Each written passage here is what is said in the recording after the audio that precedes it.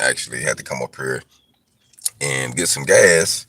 Well, I was going to go on and fill up, but all these pumps over here is down right now. So we have a gas shortage right now at this store, which I know is probably another one, but this is just one that I come to all the time. So I was like, well, I'm gonna stop through here and see if they got some gas. But I wanted to talk about welding in Georgia because I was actually getting some gas to fill up my generator. I used my generator yesterday, and I had a few people ask me, do I have both? Yes, I have both. But I put the generator setup on my rig because it's easier for me and someone else to actually get it out the rig if need be. So if I've got to transport it or slide it out or move around or doing containers, sometimes I can pull it out and leave it there in the unit. And having that skid for that generator for that purpose is a win-win because with the welder it's a little bit more bulkier. I need more help, to mess with it. But with the generator, I can actually maneuver it myself if I need to. I can literally push it out if I need to. You know what I mean? I have done it. You know what I mean? But having a little help always makes it better. But since I have been in Georgia, I most definitely want to say that there is money in welding in Georgia. Now, as far as career goes, the price on the jobs. I've seen someone around here that was working that made around 27, and I've seen some making the range of 22, and 17, 18. So it all depends on what shop you're actually working at or what you're doing. But I want to say this, there is a lot of independent money in Georgia. And I want to say it like that because I don't see a lot of independent brothers get with their rigs together, as far as, advertising, just to do. I mean, you don't know how valuable it is that you network in a small way, and I want to say in a small way, like those $100 calls are as important as those $1,000 calls. And I heard a guy say one time, man, I don't move unless I make $1,000. I'm like, shoot, I move for under $1,000 if I know I'm making that consistently. So while he's waiting on that thousand, maybe twice a month, I done made that, 4 times in that month, by hitting these little jobs. So I enjoy doing the repairs, the fabrication, the engineering, the other projects and things like that because it puts me in a bigger space. I don't have to eat out of one bag, so to speak. You know what I mean? And one thing too, I have noticed since I've been here welding in Georgia that some of the people welders that I have been around, not all, just only have actually been around a few, but the few that I have, they was either strictly shop welders or I haven't met any ironworker welders yet, but not personally anyway. But most of them been shop welders. Seen a couple of them that did a couple of field things, but what makes me an asset is because I am an iron worker, a millwright, a welder, fabricator.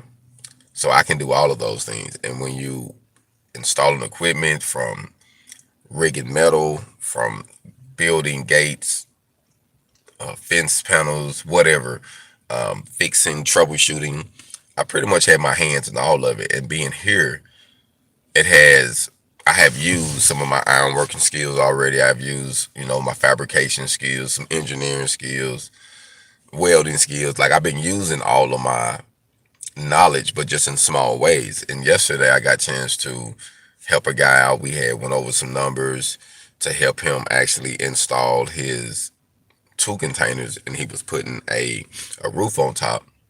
So he needed some help on how to engineer the trusses that was going across. So we actually had to put kickers on one side, and then kickers. We had to put a brace on one side, a brace on the other, and then we put a kicker on there. But it all worked out so that way it could be a little bit more stabler, and then they could actually have a roof outside to do some work. So it was just amazing that I was able to use some of my ironworking skills, my welding skills, troubleshooting, working with heavy equipment because I had to jump on the lift, get everything situated, make sure it was right, get off the lift, go over here, well, make sure they got this. So I was kind of doing a lot, but all of that was what I have learned over time, you know what I mean? And so I got the opportunity to actually to, put that wisdom into practice. So the guy was stoked about it. Like I say, it helped him. He actually thought it was gonna, he didn't know. He was like, man, we probably gonna be on this for a couple days, but we did it in one day. It took us, taking a few, we took a few breaks here and there and had to re-rig and get some things situated, but we got it done in about 8 hours. I mean, 10 hours. So we pretty much worked from 10 hours. We started about a little after 7, a little close to 8, and we didn't get off of it till we got it done. You know what I mean? And the main thing was just to get the trusses up and some of the boards. So today, I believe they'll be back today putting the rest of the boards and starting to put the metal on. So I'll probably pop in on them, see how they doing. But just wanted to say, man, that welding in Georgia has been cool. I do see needs here. And if you are a seasoned welder, I want to say this. If you are seasoned, invest in you a small setup, a small flux core stick setup, because there's a lot of ornamental welding, a lot of home repairs, a lot of repairs for trailers, a lot of vehicles need to be, it's a lot of different things. So if you network yourself, you'll be surprised on what type of money you can bring your way independently. So yesterday I was able to kill several birds in one stone, make some money, network my iron working skills, my welding skills, my fabrication skills, and then build a good relationship with somebody. Because before I left, I didn't even know it, but the guy took a couple pictures, tagged me in it on my Facebook page, on the HogOn Welding Facebook page, tagged me in it, so he was proud of the work that was being done. Anytime anyone do that without you asking them, man, they proud of, what's happening. They know he liked the results of the work ethics. So I just wanted to say this morning that welding in Georgia has been nice so far. I can't complain. I haven't actually sat down with a welder, you know what I mean, and hold a conversation. But my goal is to open up that platform where I can actually interview different independent welders, different welders, period, seeing what they got going on, seeing how we can increase it, how we can make money. Most people only think of making income one way. And in this society, I just feel like it's not smart just to make it one way. If you got a good job, I'm not knocking your job, you know what I mean? But having a job isn't for everyone. And, or being independent isn't for everyone. But everyone needs to be happy. Everyone needs to be living you know, a stable life, healthy.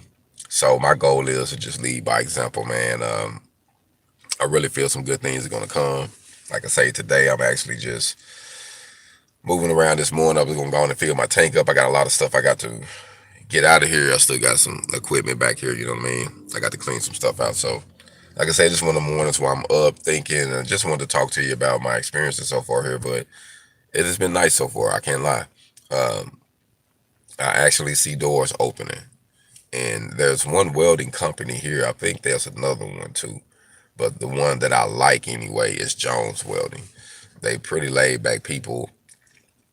You could pretty much go in there and get what you need. If they don't have what you need, they can order what you need, or you can get it. You know what I mean? So, but I like that they have a lot of different things on standby. They have some metal if you need some metal. They have some gases, some bottles. So they got a nice little setup. So I enjoy the fact that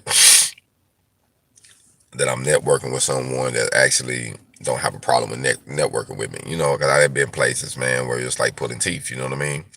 And I can say it hasn't been like pulling teeth. I have ran into a couple, I would say, racist situations, but nothing bad, nothing I couldn't take care of. It ain't even worth talking about. I just had to pull a coattail, let them know I don't go like that. You know what I mean? But on a bigger scale, man, Georgia's been nice. So I'm just trying to get the things together to figure out my plans on restoring my mom's house, getting the business up and going here, and then getting something up and going there. I ain't gonna lie, I like Georgia so far. You know what I mean? The summer, a few people was like, "Oh man, the summer is wicked, man." It's just, I'm like, "Hey man, you don't know. I've been living in Phoenix in the hot summer." And it was funny because I was doing this job yesterday. It was a little warm, and the guy was like, "Boy, I'm glad it ain't the dead summer. Boy, we've been, dying out here." And he was like, "Man, I can see you ain't got no problem with it." I'm like, "Man, I've been working in it. I just know how to." pace myself and and do what need to be done. But close to the end of the day, I felt myself start to get tired. I was up and down that container, up and down that container, up and down. You know what I mean? So I did a lot of movement, and I'm sore this morning because I had to go up and down. Climb on top, do the side. So it was a lot I was doing, but it was cool. That I got it done, and they was able to get their building started in a positive way. So I know they're gonna get business. People gonna drive through there. And it was some people driving through there yesterday, slowing down, trying to see what's going on over here. I told them, I said, hey man, when you get your building up, man, you're gonna stop traffic. People gonna come through there, see what's going on. So I'm glad that I can network with him actually and bring some up. He was like, hey man, what you got going, I want you to advertise over here too. We can network. So I'm put together some advertisement for his location so that way when people come over there, they can see what I do if they need any help, because I'm already knowing I'm gonna be his go-to guy when any type of welding, any type of fabrication, heavy equipment operating. So they needed help on a few different aspects. So I'm glad I was able to help him, man. You know what I mean? It worked out good. Like I say, dude is a cool guy too.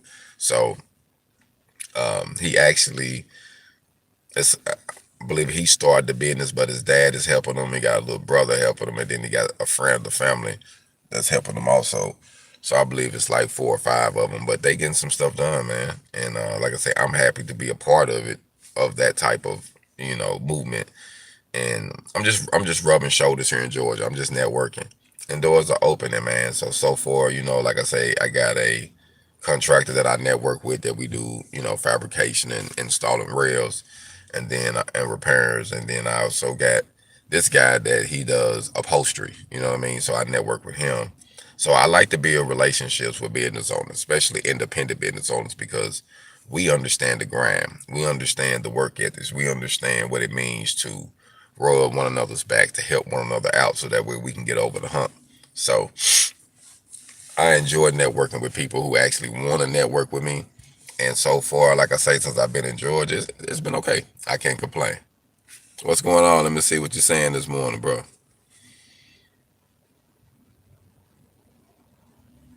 Oh, okay. Well, it's crazy that you say that. I do that here. I don't have the full facility yet here, but I can do everything. And I actually got a print too that I got set up to help if you don't have any experience in it. I actually designed a print to help you duplicate them, to help you turn a 40 footer into 2 high cubes, and how to make the end caps to to actually modify them to turn it into a business. So if that's something you like, check out the website, HogOnWelding.com. That's HogOnWelding.com. There's a few different things, but when it comes to shipping container conversions, that's what I specialize in. I have did big projects to little bitty projects. I don't like calling shipping containers tiny homes, because they don't have to be tiny. They can be big.